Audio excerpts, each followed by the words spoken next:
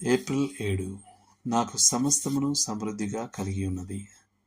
మీరు పంపిన వస్తువులు ఎపఫ్రోదితు వలన పుచ్చుకొని ఏమీయూ తక్కువలేకయున్నాను.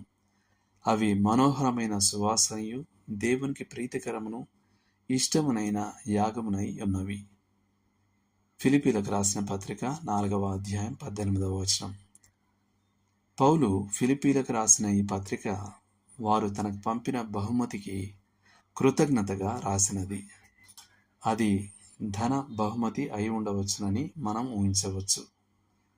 అపోస్తలుడు ఆ సాధారణ బహుమతిని ఎంత గొప్పగా కీర్తించాడో, దానిలో ఆత్మీయతను ఎంత గొప్పగా వర్ణించాడో చూస్తే నిజంగా ఆశ్చర్యంగా ఉంటుంది. పౌలు దానిని పరిమళించే సుగంధం, ఆమోదయోగ్యమైన బలి, దేవునికి ఇష్టమైనదిగా వర్ణించాడు.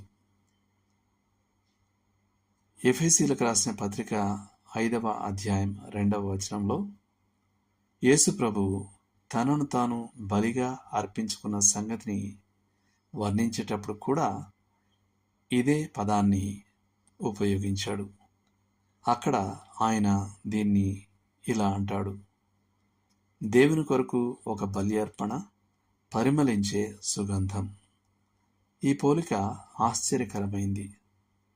ప్రభు సేవకునికి ఇచ్చిన ఒక సామాన్యమైన బహుమతిని దేవుడు తన కుమారుణ్ణి మనకివ్వడమనే అపూర్వమైన బహుమతిని వర్ణించే భాషతో స్మరించడం నిజంగా గంభీరంగా ఆలోచించదగిన విషయమే. జేహెచ్ జోవెత్ ఈ విషయాన్ని అద్భుతంగా వ్యాఖ్యానిస్తూ ఇలా అంటాడు: ఒక చిన్న దయాగుణం వాస్తవానికి ఎంత విశాలమైన ప్రభావాన్ని కలిగించగలదో చూడండి. మనం ఒక దరిద్రునికి సేవ చేస్తున్నాం అనుకున్నాం, కానీ వాస్తవానికి మనం రాజుతోనే సంభాషిస్తున్నాం. ఆ సువాసన స్థానికంగా పరిమితమవుతుందని భావించాం, కానీ అది విశ్వాంతరాలలో వ్యాపించింది. మేము పౌలుతోనే వ్యవహరిస్తున్నాం అనుకున్నాం, కానీ వాస్తవానికి మేము పౌలుకు రక్షకుడైన ప్రభువునే సేవిస్తున్నామని అర్థమైంది. మనము క్రైస్తవ దానం యొక్క నిజమైన ఆత్మీయతను మరియు అది ఎంత విస్తృతంగా ప్రభావం చూపగలదో గ్రహించినప్పుడు సణుగు కొనకయు బలవంతంగా కాకయు ప్రతివాడును తన హృదయంలో నిశ్చయించుకొనిన ప్రకారం ఇయ్యవలెను.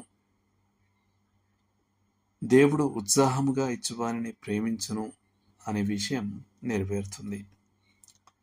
ఇచ్చుట అనేది యాజక సేవ అని మనం గ్రహిస్తాం. అది చట్టబద్ధమైన బాధ్యత కాదు, ప్రేమతో చేసే అర్పణ. నా చిన్న బహుమతులు కూడా దేవుని సింహాసన మందిరాన్ని పరిమళంతో నింపగలవు. అది నన్ను వినయపూరిత ఆరాధనకు మరియు ఆనందభరిత అర్పణకు ప్రేరేపించాలి. ఇకపై ఆదివారం ఉదయాన జరిగే అర్పణ సమయం ఒక నిర్జీవ అవసరమైన భాగంగా అనిపించదు. ప్రభువు ప్రత్యక్షంగా ఎదుట ఉన్నట్టే నేను ప్రభువుకే నేరుగా అర్పిస్తున్నాననే భావనతో కానుక ఇస్తాను. దేవుడు మిమ్మల్ని దీవించును గాక. ఆమెన్.